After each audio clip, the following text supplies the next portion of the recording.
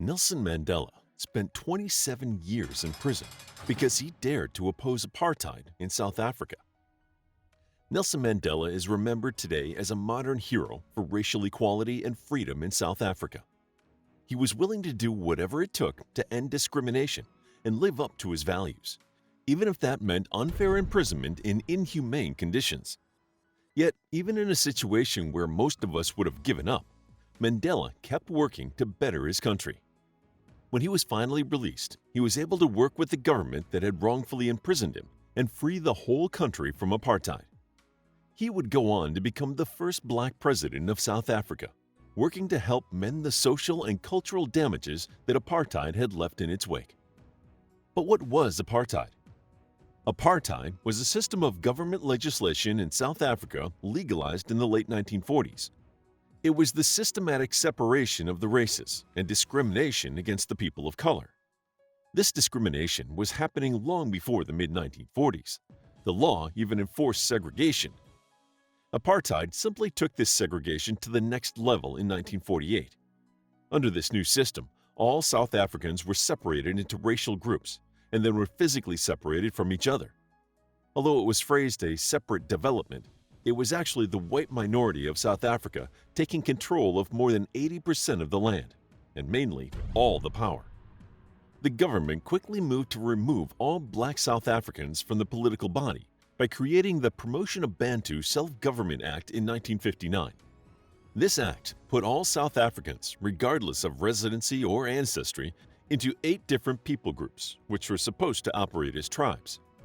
The South African government even granted some of the more compliant tribes their independence, although they were never recognized internationally and were still entirely dependent on the South African government. It was all a show to oppress the majority of the population and keep them out of the government. Of course, some of the people of South Africa tried to change what was happening. There were many demonstrations, protests, and resistance movements. However, the government and the police stopped many of them, often using extreme force. South Africa was also beginning to meet resistance internationally, as other countries denounced their racial discrimination and set up embargoes and sanctions. It was a tense time for everybody. It was into this uneasy and volatile situation that Nelson Mandela made his world debut. Who was Nelson Mandela? Nelson Mandela was a man with a mission. Born on July 18, 1918, he grew up seeing how people like him were discriminated against. As he learned the stories of his ancestors, of their bravery and resistance to oppression, Mandela envisioned his own contributions to help free South Africa from apartheid. He started a law degree at the University College of Fort Hare, but he was expelled before completing the degree due to his participation in a protest. Mandela didn't let that deter him. Instead, he completed his law degree at the University of South Africa, graduating in 1943. He passed the law qualification exam and eventually started a black law practice in South Africa, where he specialized in cases concerning apartheid laws. Nelson Mandela was not satisfied fighting apartheid only in the courtroom. He had bigger dreams than just a job. While he was working on becoming a lawyer, he also joined the African National Congress, a black liberation group, and helped found the African National Congress Youth League. Mandela quickly became an influential member of the group. He breathed new life into it and even helped them develop policies to actively oppose apartheid. It seemed that South Africa had finally found their champion to bring them out of racial discrimination and into an age of equality and freedom. So, how did Nelson Mandela end apartheid? Nelson Mandela was arrested several times because of his political activities.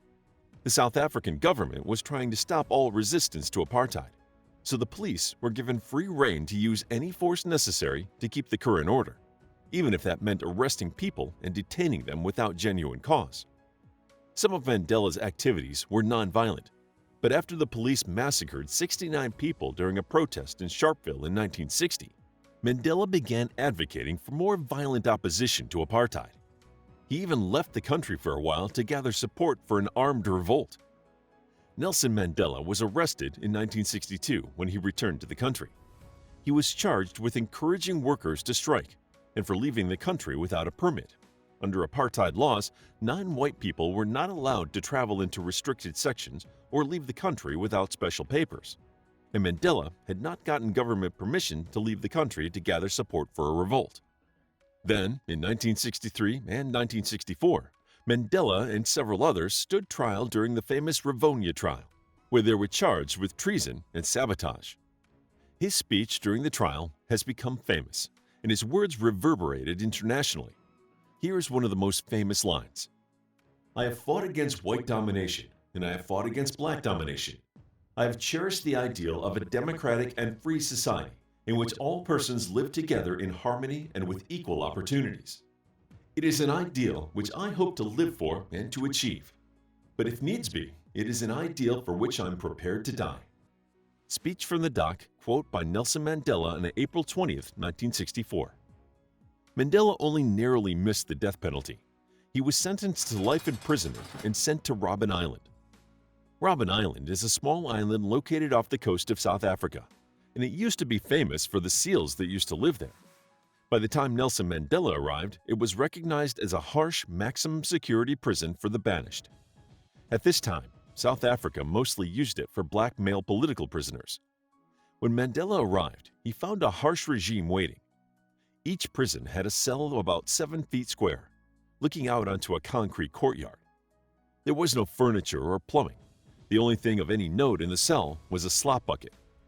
Prisoners were not allowed reading materials, although they could receive 1 letter every 6 months and 1 visitor once a year. They worked at the nearby quarry to make gravel and dig out limestone, and any protest or infraction was swiftly punished with isolation. Nelson Mandela had never been one to submit to unjust or cruel authority, so he spent a lot of his early prison years in isolation. Solitary confinement was the most forbidding aspect of prison life because you are utterly alone with your thoughts. It was enough to break most prisoners, but Mandela held firmly to his determination to make life better for everyone in South Africa. He started up his mission again by leading a civil disobedience movement in the prison itself. His leadership became apparent even to the guards. It has been said that one day the guards tried to make the prisoners run to the quarry to begin their work. Mandela encouraged them to move slowly instead, so the guards were forced to negotiate with him. In the 18 years that Mandela was imprisoned on Robben Island, he was able to change the culture and make life better for everyone there. Mandela was transferred around during his 27 years of imprisonment. By the time he was moved to Pollsmoor Prison in Cape Town in 1982, he was the world's most famous political prisoner, even though there had not been a picture of him in years. His fame led to several offers by the South African government to release him from his life imprisonment. Mandela refused them all because his release would be conditional, and he refused to sacrifice his values or his mission. He ended his imprisonment in Victor Verster Prison, which was a great contrast from Robben Island since he was basically just under house arrest. Finally, in 1990, Nelson Mandela was unconditionally released from prison by President F.W. de Klerk. Now that he was free, Mandela jumped right back into politics, working once again to end apartheid. The political culture had changed while Mandela was in prison. The South African government was under extreme pressure from both its own people and the international community. Anti-apartheid protests continued after the government had arrested Mandela and other leaders. The government unwillingly attracted international attention to the anti-apartheid cause by putting down protests with extreme violence. To keep international pressure down, the South African government claimed the ANC, which had been banned in 1960, was a communist group. During the Cold War, this was a serious charge, but the international community continued to push for the end of racial segregation, which included releasing Nelson Mandela. By the time the Berlin Wall fell in 1989, the South African government was running out of reasons to continue enforcing apartheid. They could no longer claim the ANC was a communist group because the Cold War was over, and the ANC was developing more international support. Under intense international pressure, the government released Nelson Mandela in 1990. With all of the changes in the past 27 years, the South African government was more willing to reach a settlement with the ANC, and Nelson Mandela used all the experience he had gained in prison to begin official talks to end apartheid. There had been tentative discussions while Mandela was in prison, but the negotiations began in earnest in 1990, continuing until 1993, when apartheid officially ended. Even though it might not seem like there would not be much to discuss, These negotiations were not smooth.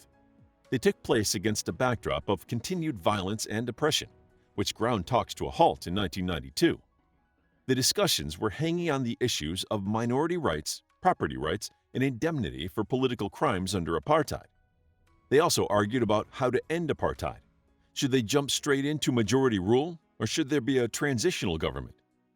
The situation was already tense, and in June 1992, 45 people were killed in the Boipatong massacre.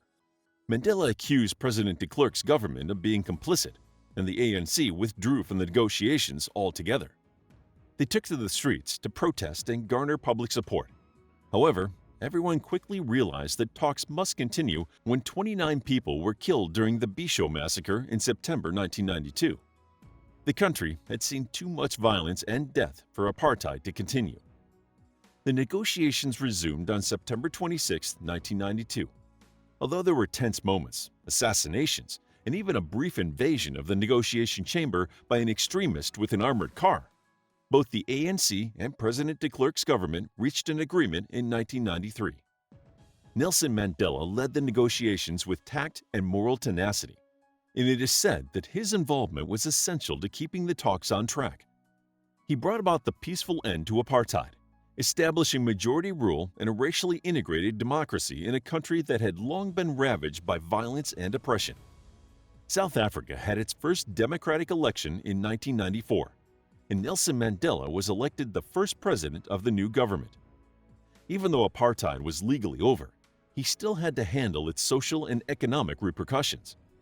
Mandela spent his term in office working on housing and education developments, a new constitution for the new democratic state, and justice for the human rights violations during apartheid.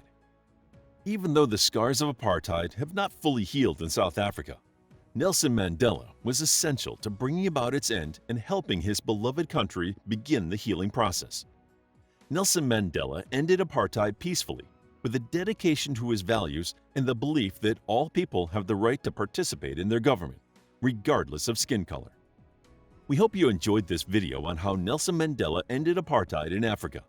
If you did, please hit the like button and subscribe for more videos like this. Also, grab your free mythology bundle ebook while it's still available. The link is in the description.